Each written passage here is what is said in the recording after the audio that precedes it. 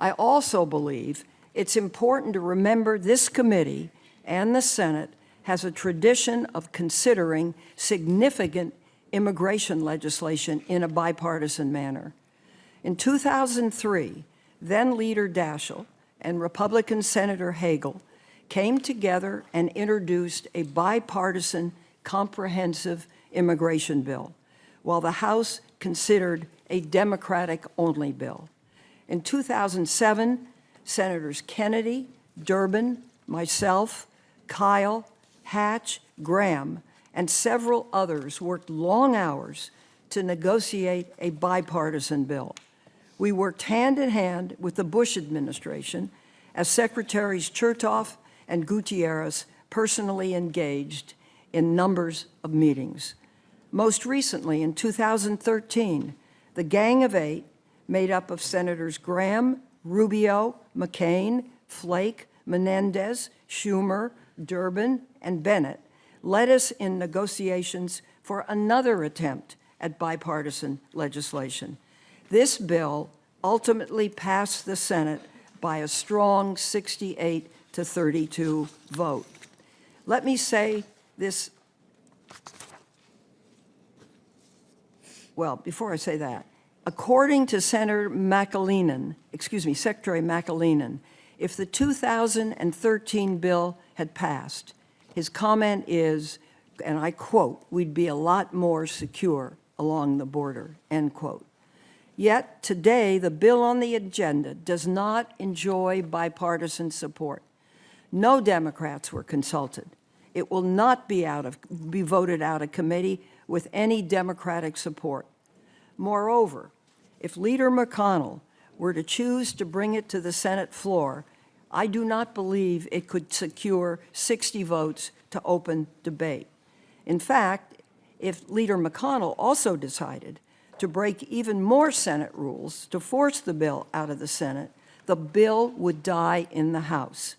My staff confirmed with Leader Pelosi, Chairman Nadler, and Chairwoman Lofgren, this bill will not move through the House Immigration Subcommittee or the House Judiciary Committee, nor will it come to a vote on the House floor or secure enough votes to be discharged. Let me say that again.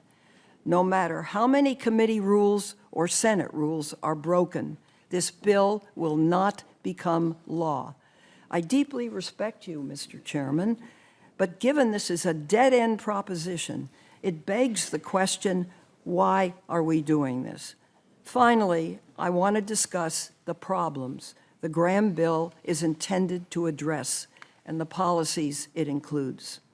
We have discussed repeatedly the crisis at the border. To be clear, the crisis is that there are an unprecedented number of children and families coming to the United States seeking legal immigration through asylum claims. This crisis isn't about illegal immigration. It isn't about record numbers of total people trying to enter the United States. I have this on my desk with a little heart over it. This is a father and a young child. This is them trying to cross the river. I'll pass it around because to look at the child sends a loud and clear signal. If I may, Mr. Chairman. Yes, ma'am. We have here it is. We have discussed repeatedly the crisis at the border. To be clear, the crisis is that there are an unprecedented number of children and families coming to the United States seeking legal immigration through asylum claims. The crisis isn't about illegal immigration. It's about record numbers of total people trying to enter our country. It's what is present on the Statue of Liberty. It's what Emma Lazarus wrote. Give me your tired, your poor. And that's the watchword and the moniker of our nation. Now, we have a new problem where children and families are facing violence and persecution in their home countries and are coming to the United States for refuge in record numbers. That's true.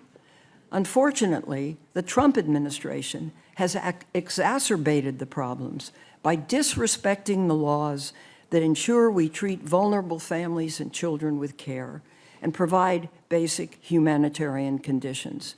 In fact, in the last year, at least 7 migrant children have died after being held in U.S. custody. In addition, in June of this year, the DHS Inspector General, and I quote, observed immediate risks and egregious violations of detention standards at facilities, including nooses in detainee cells, overly restrictive segregation, inadequate medical care, unreported security incidents, and significant food and safety issues, including moldy bathrooms, unusable toilets, and foul-smelling spoiled food. This is the DHS-OIG entitled Concerns About ICE Detainee Treatment and Care at 4 Detention Facilities, 6/3/19. Then on Tuesday, the ACLU filed another lawsuit because it discovered that the administration has continued to separate children from their parents, even though a federal judge ordered an end to this practice. The lawsuit alleges that over 900 more children have been taken from their parents. With all this as a backdrop, how can we not be concerned? The Graham bill doesn't fix these problems. It'll only make them worse. For example, the Graham bill would eliminate the protections in Flores and limit how long children can be held in unlicensed detention centers. And the bill repeats the provisions in Flores that the bill repeals the provisions in Flores that ensure government facilities that hold children maintain minimum standards, such as providing clean drinking water and safe and sanitary conditions. Moreover, the Graham bill gives the Department of Homeland Security sole authority to determine what the standard should be for holding children, and makes this policy unreviewable by a court. I question whether such a policy could withstand legal challenge. But even if those were to fail, the Inspector General's report makes a clear case as to why this Congress should not give DHS sole discretion to determine what constitutes sanitary and humane conditions for holding children. Second, the Graham bill would repeal several important provisions that I authored to protect unaccompanied children. Specifically, under current law, unaccompanied children under 18 are required to be transferred from Homeland Security to a state-licensed child care service managed by HHS within 72 hours. That's now 8 U.S. Code, Section 1232.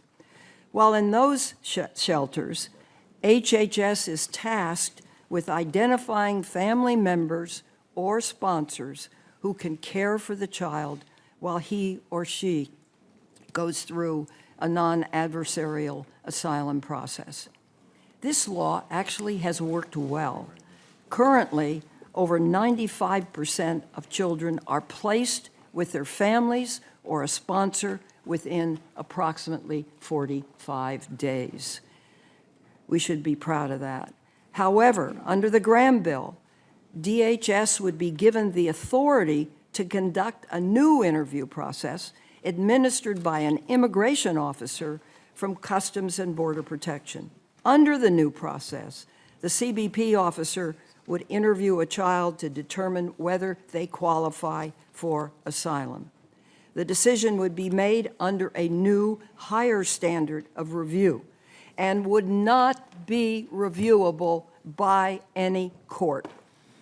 That's page 8, lines 12 and 13. In addition, the unaccompanied child would be detained and unlikely to have access to counsel or an ability to gather evidence to support their application.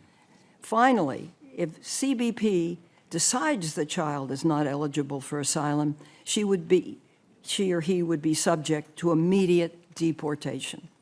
These are significant changes, members, to current law.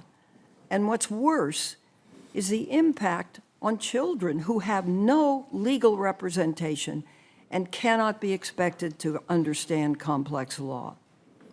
Graham's bill would also limit protections available to another population of vulnerable children. Under current law, children who have been abused, abandoned, or neglected by a parent are eligible for a special visa to stay in the United States. This is called the Special Immigrant Juvenile Status Visa, and it's issued only if a state court determines that a child has been mistreated. The Graham bill gives the Secretary of DHS authority to review a family court decision, to determine eligibility, and prohibits review of the Secretary's decision. Specifically, the bill states, and I quote, "No court shall have jurisdiction to review a determination made by the Secretary." I've never heard that before. The bill would also change the eligibility standards for the Special Immigrant Juvenile Status Visa to make it more difficult for children to qualify for protection by requiring that the child demonstrate that both parents abuse them, not just one. This provision risks the return of children to an abusive or neglectful parent in their country of origin, something existing law sought to prevent. And I'm winding up. I apologize. This is longer than I thought. Finally, the Graham bill would make several changes to restrict asylum law. It would ban anyone from, and I quote, "a country that has a refugee processing center or a country contiguous to such a country," end quote, from applying for asylum. The practical effect of this language would be to prohibit individuals from most Central American countries from applying for asylum. For example, one Honduran woman fled to the United States after witnessing her mother murdered by gang members. She and her sister-in-law agreed to testify in court, but the gangs then also killed her sister-in-law, threw her niece in a dumpster, and threatened to kill this young woman if she did not leave immediately.